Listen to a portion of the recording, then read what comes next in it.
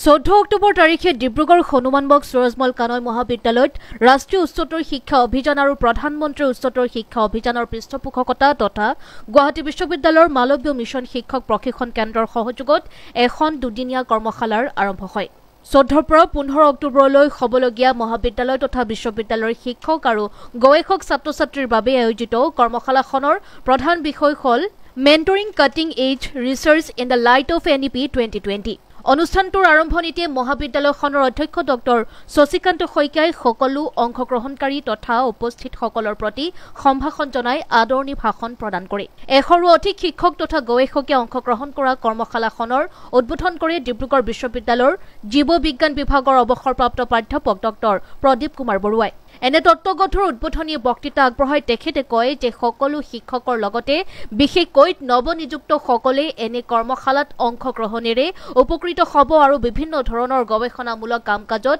নিজকে নিয়োজিত কৰিব পাৰিব। কানৈ কলেজে গুৱাহাটী ইউনিভাৰ্চিটি মালব্য মিছন চেণ্টাৰৰ সহযোগত আজি যিটো শিক্ষকৰ টিচাৰ্ছ ট্ৰেইনিং প্ৰগ্ৰেম অৰ্গেনাইজ কৰিলে এইটো অতি ফলপ্ৰসূ হ'ব আৰু অতি সুন্দৰ ধৰণে আগবাঢ়ি যাব।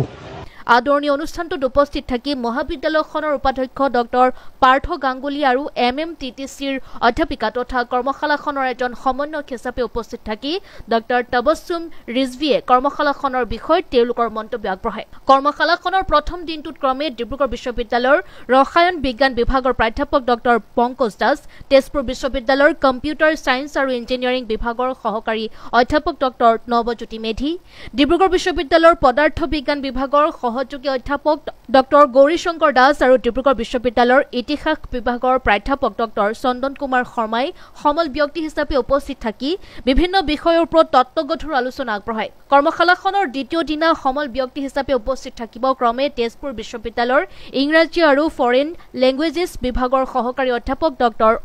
অৰূপ কুমাৰ নাথ, ডিব্ৰুগড় বিশ্ববিদ্যালয়ৰ জীৱ বিজ্ঞান বিভাগৰ প্ৰাধ্যাপক ডক্টৰ পংকজ চেতিয়া, গুৱাহাটী বিশ্ববিদ্যালয়ৰ গ্ৰন্থাগাৰ আৰু ইনফৰমেশ্যন বিজ্ঞান বিভাগৰ প্ৰাধ্যাপক ডক্টৰ সঞ্জয় কুমাৰ সিং আৰু ডিব্ৰুগড় বিশ্ববিদ্যালয়ৰ চেণ্টাৰ ফৰ মেনেজমেণ্ট অধ্যয়ন বিভাগৰ সহকাৰী অধ্যাপক ডক্টৰ আৰছাদ আহমেদ, ডিব্ৰুগড় হনুমানবক্স সুৰজমল কানৈ মহাবিদ্যালয়ৰ সকলো শিক্ষক কৰ্মচাৰীৰ সহযোগিতাত আয়োজিত এই গুৰুত্বপূৰ্ণ কৰ্মশালাখনৰ সমন্বয়কৰ দায়িত্ব পালন কৰে ক্ৰমে ডক্টৰ নিতুমণি শইকীয়া, ডক্টৰ পৰাগজ্যোতি চুতীয়া আৰু ডক্টৰ অপূৰ্ব দত্তই। কৰ্মশালাখনৰ আঁত ধৰে মহাবিদ্যালয়ৰ অধ্যাপিকা ক্ৰমে সংক্ৰান্তি দেৱী আৰু ডক্টৰ হানিফা ৰহমানে। Actually, we are extremely thankful to DHSK College Autonomous Dibrugarh, Assam. They have taken forward the initiative of Guwahati University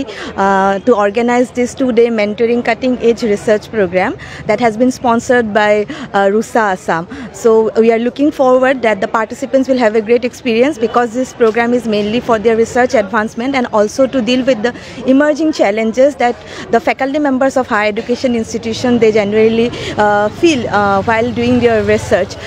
So we are hopeful that they will have an enriching experience. হয়, আমাৰ মহাবিদ্যালয়খনত পোনপ্ৰথমবাৰৰ বাবে আমাৰ ৰুচাৰ উদ্যোগত আৰু গুৱাহাটী বিশ্ববিদ্যালয়ৰ UGC Malviya mission শিক্ষক প্ৰশিক্ষণ কেন্দ্ৰৰ সহযোগত আমাৰ মহাবিদ্যালয়ে এটা সুন্দৰ অনুষ্ঠান আয়োজন কৰে আৰু দুদিনীয়াকৈ এই কৰ্মশালা আয়োজন কৰা অনুষ্ঠানত বিশেষভাৱে আমাৰ উদ্বোধক হিচাপে উপস্থিত থাকে আমাৰ প্ৰদীপ বৰুৱা ছাৰ, তেখেত এগৰাকী বিশিষ্ট শিক্ষাবিদ আৰু ডিব্ৰুগড় বিশ্ববিদ্যালয়ৰ তেখেত এগৰাকী প্ৰবীণ শিক্ষাবিদ আৰু অধ্যাপক। মই তেখেতক ধন্যবাদ জ্ঞাপন কৰিছোঁ। আমাৰ তবছুম ৰিজভি গুৱাহাটী বিশ্ববিদ্যালয়ৰ হৈ মই তবছুম ৰিজভি উপস্থিত আছে, তেওঁ কোঅৰ্ডিনেটৰ UGC মালব্য মিছন চেণ্টাৰৰ। আৰু আমাৰ ভৱেন তাঁতী তেখেত সঞ্চালক, তেখেতক মই ধন্যবাদ জ্ঞাপন কৰিছোঁ। ভৱেন তাঁতী ডাঙৰীয়াই আমাৰ সৈতে যোগাযোগ কৰি আছিলে গুৱাহাটী বিশ্ববিদ্যালয়ৰ পৰা যে এটা কৰ্মশালা পাতিব লাগে দুদিনীয়া, আৰু সেই অনুষ্ঠানটোৰ কাৰণে আমি আজি উপনীত হৈছোঁ আৰু ডিব্ৰুগড় জিলাৰ বিভিন্ন প্ৰান্তৰ পৰা অধ্যাপক অধ্যাপিকাসকল আহিছে। মই ভাবোঁ এই দুদিনীয়া কাৰ্যসূচীত খুব সুন্দৰভাৱে তেওঁলোকে আচলতে গৱেষণাৰ উদ্দেশ্য বা লক্ষ্য কি, সৰ্বোৎকৃষ্ট উদ্দেশ্যটো কি গৱেষণাৰ, এই কথাখিনি দুদিনৰ এই কাৰ্যসূচীত অনুভৱ কৰিব পাৰিব। আৰু শিক্ষাৰ্থীসকলক কেনেকৈ অধ্যাপকসকলে গৱেষণাৰ মূল আধাৰ সেই কথাখিনি গোটেইখিনি বুজাবলৈ চেষ্টা কৰিব বুলি ভাবিছোঁ যেতিয়া আমাৰ অধ্যাপক অধ্যাপিকাসকলে গৱেষণাৰ ওপৰত সঠিক জ্ঞান লাভ কৰিব আমাৰ শিক্ষাৰ্থীসকলকো তেওঁলোকে সঠিক জ্ঞান দিবলৈ সক্ষম হ'ব গতিকে নতুন শিক্ষানীতি 2020ৰ অধীনত যিটো আমাৰ গৱেষণাক মূল বিষয় হিচাপে লোৱা হৈছে আৰু ভাৰতবৰ্ষই যদি পৃথিৱীক নেতৃত্ব দিবলগীয়া হয় তেতিয়াহ'লে মূল হ'ব আমাৰ সৃষ্টিশীল বা নতুন উদ্ভাৱনৰ যোগেদি আমাৰ নেতৃত্বক আমি দিব পাৰিম গতিকে পৃথিৱীত ভাৰতবৰ্ষই যদি নেতৃত্ব দিবলগীয়া হয় আমাৰ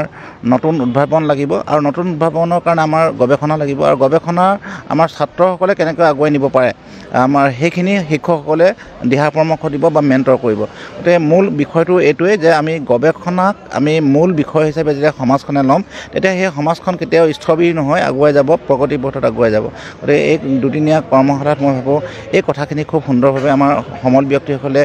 ক'ব বুজাব আৰু আমাৰ শিক্ষকসকলেও অনুভৱ কৰিব আৰু শিক্ষাৰ্থীক তেনেদৰে তেওঁলোকে পথ নিৰ্দেশনা দিব বা গাইড কৰিব গতিকে সফল হ'ব বুলি ভাবিছোঁ ডিব্ৰুগড়ৰ পৰা ইমৰান আলীৰ ৰিপৰ্ট